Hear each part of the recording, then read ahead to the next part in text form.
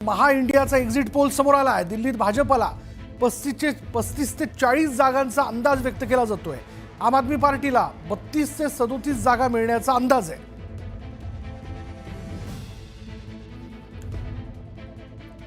त्यामुळे महा exit poll म्हणजे मॅट्रिक्सचा महा इंडियाचा एक्झिट पोल जो आहे तो समोर आलेला आहे, ज्यामध्ये जो अंदाज व्यक्त करण्यात येतोय त्यात भाजपला 35 ते 40 जागांचा अंदाज आहे, तर आम आदमी पार्टीला 32 ते 37 जागा मिळू शकतात। त्यामुळे दिल्लीचं तख्त म्हणजे दिल्ली या राजधानीमध्ये विधानसभा निवडणुकीत तख्त कोण राखणार याचा निर्णय जनतेनं दिलेला आहे आणि अर्थात तो आता ईव्हीएम मध्ये बंद आहे। पण त्यापूर्वीचे काही एक्झिट पोल समोर येताना दिसत आहेत, ज्यामध्ये आपण पाहतोय की मॅट्रिक्स महा इंडियाचा एक्झिट पोल समोर आला आहे। दिल्लीत भाजपला 35 ते 40 जागांचा अंदाज व्यक्त करण्यात आलाय, तर आम आदमी पार्टीला 32 ते 37 जागा मिळण्याचा अंदाज व्यक्त केला जातोय। हा अंदाज आहे, पण जेव्हा निकाल हा सगळा ईव्हीएम मधनं बाहेर येईल, आकडेवारी समोर येईल, त्यातनंच खरं तर सत्ता कोणाची कळू शकेल। पण या अंदाजावरती आता तुर्तास चर्चा होताना दिसते। अधिक तपशील आपण जाणून घेणार आहोत। आमचे सहकारी अमित मोडक आता क्षणाला आपल्याबरोबर आहेत। अमित, एक्झिट पोलचा अंदाज भाजपला 35 ते 40 तर आम आदमी पार्टीला 32 ते 37। अमित, विशाल, जशी सर्वांकडनं अपेक्षा केली जात होती, काटेकी टक्कर दिसते दिल्लीमध्ये आणि आम आदमी पार्टीला जे आतापर्यंत स्पष्ट बहुमत मिळताना दिसत होतं, तर त्याच आम आदमी पार्टीला आता भाजप जोरदार टक्कर देताना दिसते। दोघेही बहुमताच्या जवळ आहेत आणि एक 5 ते 10 जागांचा जो फरक आहे की त्या कोणाच्या पारड्यात जातात यावर दिल्लीचा निकाल अवलंबून असेल। परंतु आता जो मॅट्रिक्सचा पोल आलेला आहे त्यामध्ये भाजपला 35 ते 40 जागा दाखवत आहेत आणि 70 जागा आहेत दिल्लीमध्ये आणि बहुमत जे आहे ते 45च्या आसपास बरोबर आपल्याला अमित, 35च्या प्लस पाहिजे। याचविषयी विश्लेषण करण्याकरता ज्येष्ठ पत्रकार व्यंकटेश केसरी सर आपल्याबरोबर जोडले गेलेले आहेत। केसरी सर, आपण बघतोय मॅट्रिक्स महा इंडियाचा एक्झिट पोल समोर आलाय, ज्यात भाजपला 35 ते 40 जागांचा अंदाज आहे, तर आम आदमी पार्टीला 32 ते 37। काटेकी टक्कर म्हणायची? ही काटेकी टक्कर नक्की आहे, पण तुम्ही तुमच्या त्या एक्झिट पोलमध्ये काँग्रेसला 0 दिलेलं आहे, याचा अर्थ असा की ही काटेकी टक्कर आहे आणि कुठे ना कुठे अँटी इन्कम्बन्सी हा मोदी यांच्या आम आदमी पार्टीच्या विरोधात चाललेली आहे। जे रिपोर्ट्स दिवसभरापासून येतात त्यात बीजेपीने फार मोठी अशी मुसंडी मारलेली, पण ती किती, कारण 36-37 ला सरकार बनत असेल, 70 विधानसभेचं ते 70 सदस्यांचं विधानसभा आहे दिल्लीची, तर याच्यामध्ये 35 पेक्षा ज्याला जास्त मिळतील तो सरकार बनवू शकतो। कारण ह्याच्यामध्ये मग इंडिपेंडेंट किती काय नाही वगैरे अजून असं काही येत नाहीये। परंतु हे जे एक्झिट पोल तुम्ही जे दाखवतात त्यामध्ये भारतीय जनता पक्षाची मुसंडी साधारणतः हा ट्रेंड दिसतो आतापर्यंत तरी।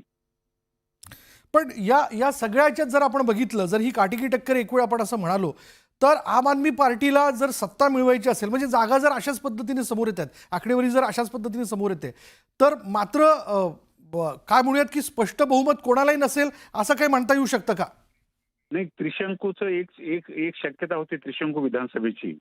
त्रिशंकू विधानसभा असेल तर याच्यामध्ये मग सर्वात चांगली गोष्ट आहे तिथे त्रिशंकू असेल आणि जर पक्ष फुटत नसेल तर राष्ट्रपती राजवट येते तिथे आणि ती भारतीय जनता पक्षाला सूट करते।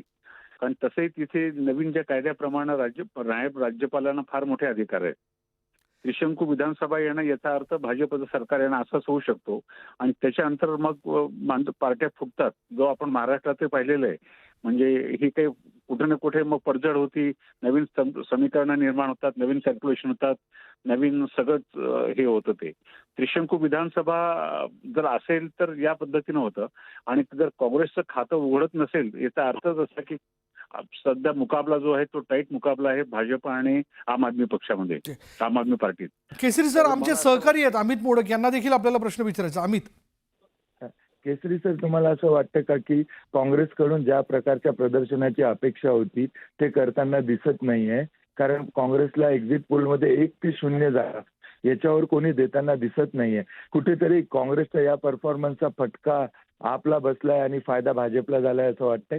त्यात 2-3 गोष्टी अशा आहेत। एक तर की दोन्ही इलेक्शनमध्ये मुस्लिम आणि दलित वोट मोठ्या प्रमाणामध्ये आम आदमी पक्षाला मिळाले होते. अनेक कारणं अशी होती की लोकसभेमध्ये भारतीय जनता पक्ष लोकसभेत दिल्लीच्या सर्व जागा जिंकतो, पण असेंब्लीमध्ये मार खातो. हे असं का होतं?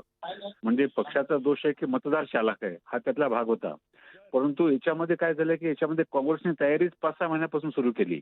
म्हणजे काँग्रेस ही इलेक्शन जिंकण्यासाठी लढत नाही, तर जागा तिचं खातं उघडण्यासाठी करते, असं जेव्हा एक साधारणतः इम्प्रेशन जातं. हा एक मुद्दा होता. आणि दुसरं, मुस्लिम मतदारांनी काय विचार केला ते प्रत्यक्ष निकाल आल्यानंतर कळू शकतं. पण मुस्लिम मतदारांनी विचार केला असेल की काँग्रेसला मतं देऊन फायदा नाही, कारण ते बीजेपी येत असेल. आणि कारण शाहीन बागमुळे जिथे जे दंगे झाले होते त्यामध्ये केजरीवालने कातडी बचाव भूमिका घेतली होती. त्यामुळं मुस्लिम मतदारांचा त्याच्याविषयी भ्रमनिरास झाला. तर त्यामुळं जर हे दोन मतदान नाही मिळालं, ते काँग्रेसला नाही मिळालं किंवा तर याचा अर्थ काँग्रेस उघडू शकत नाही. आणि काँग्रेसकडे तसा चेहराही नव्हता. जो पक्ष 15 वर्ष दिल्लीत राज्य केलं त्याच्यानंतर हरल्यानंतर तो एकदम खालीच बसला.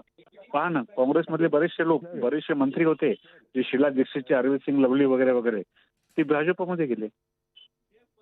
बिलकुल. पण सर, ज्या प्रकारे केजरीवालची प्रतिमा गेल्या काही महिन्यामध्ये ढागाळल्या गेली आणि कालपर्यंतचा जो एक असा पक्ष की ज्या पक्षावर भ्रष्टाचाराच्या विरोधात जो पक्ष लढत होता त्यांच्याच मुख्य नेत्यांवर भ्रष्टाचाराचे आरोप झाले, जेलमध्ये जायला लागलं, त्याचा पण फटका कुठेतरी आपला बसताना दिसतोय आपल्याला. जवळपास त्यांच्या 30 जागा कमी होताना दिसत आहेत, 25 ते 30.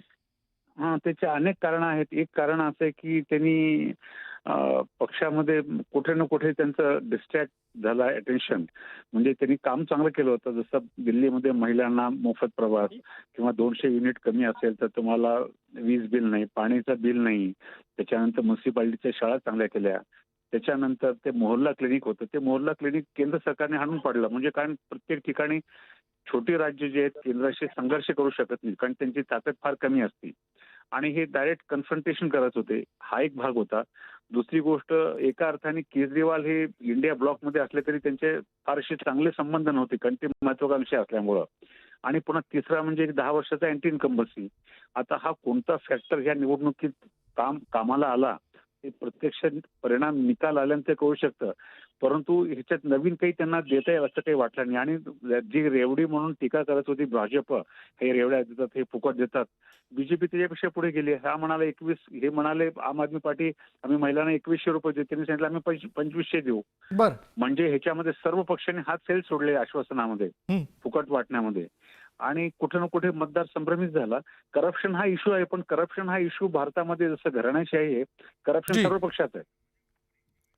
जी, बरोबर. जे वेगवेगळे मुद्दे केसरी सर आपण मांडतायत त्यावरनं खरं तर त्याचा देखील एक परिणाम जो आहे तो यात दिसून येऊ शकतो. पण बघूया, हा एक्झिट पोल आहे आणि या एक्झिट पोलमधनं जी आकडेवारी समोर आली ती खरी ठरते का ते आपल्याला मतमोजणीच्या दिवशी कळू शकेल. धन्यवाद आपल्या दोघांच्या या संवादाबद्दल. यानंतर इथे वेळ झाली एका ब्रेक घेऊयात. पहा फक्त न्यूज.